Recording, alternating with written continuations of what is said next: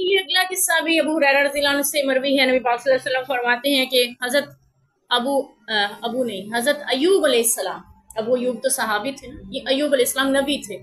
یہ وہی نبی ہیں جو ایک لمبا عرصہ ایک بیماری میں مبتلا رہے تو اللہ نے ان کو شفا یاب کیا۔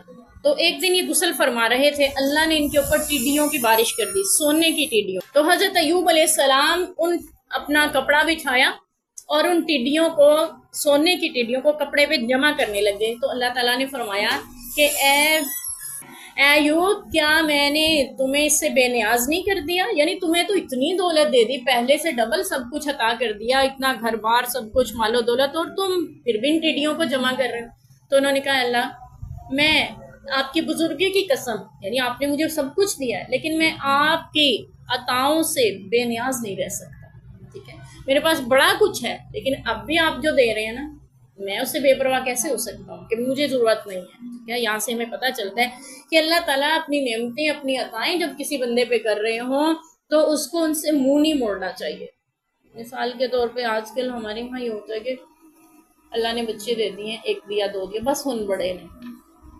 یہ کیا ہوتا ہے؟ اس کی عطاؤں سے منہ پھیر رہے ہیں۔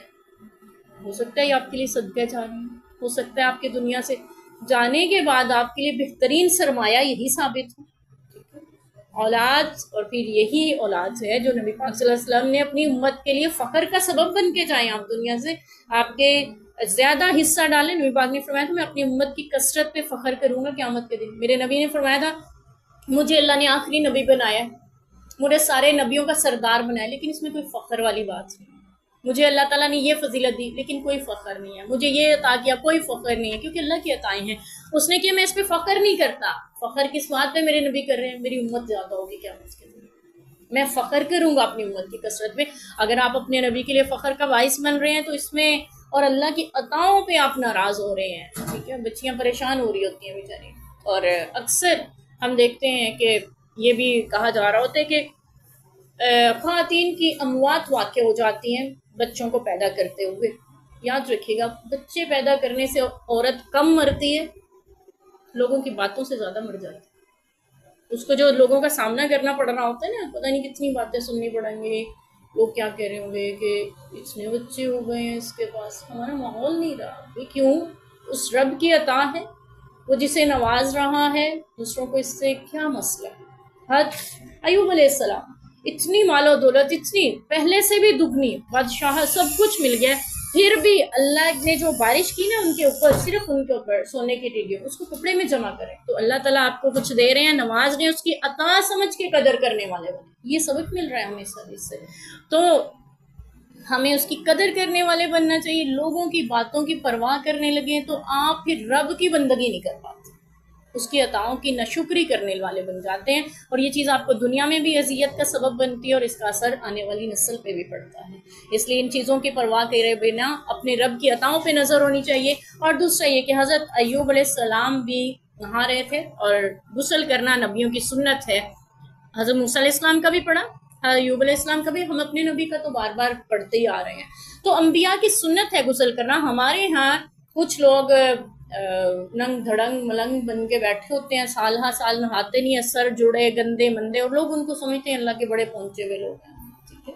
یہ پہنچے ہوئے پتہ نہیں کس گمراہی میں پہنچے ہیں، اللہ تعالیٰ ہدایت دے انہیں بھی۔ اور ان کو لوگ اہمیت دے رہے ہوتے ہیں جیسے پتہ نہیں یہ کیا خدا نعوذ باللہ بن گئے ہیں، جبکہ نبیوں کی سنت کیا ہے؟ نبیوں سے زیادہ مقرب تو اللہ کا کوئی نہیں ہو سکتا نا۔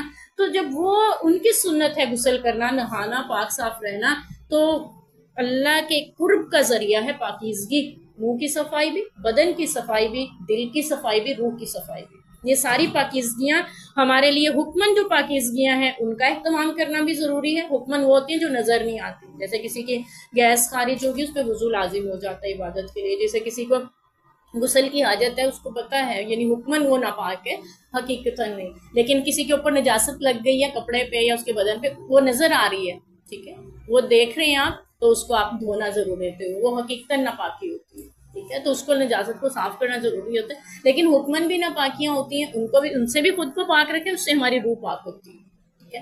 اب وہ ننگ دھڑنگ ملنگ جو پھر رہے ہوتے ہیں، پتہ نہیں وہ کس حال میں ہوتے ہیں۔ اللہ تعالیٰ انہیں ہدایت دے اور ان کو پاک صاف رہنے والا بنائے، اور اللہ تعالیٰ ہمیں بھی ہدایت دے جو ان سے اتنی عقیدت یوں رکھ رہے ہوتے ہیں جیسے پتہ نہیں وہ کیا ہے. اللہ یہ غلط چیز ہے، شریعت کی منافی چیز ہے، اس سے بچنا ضروری ہے.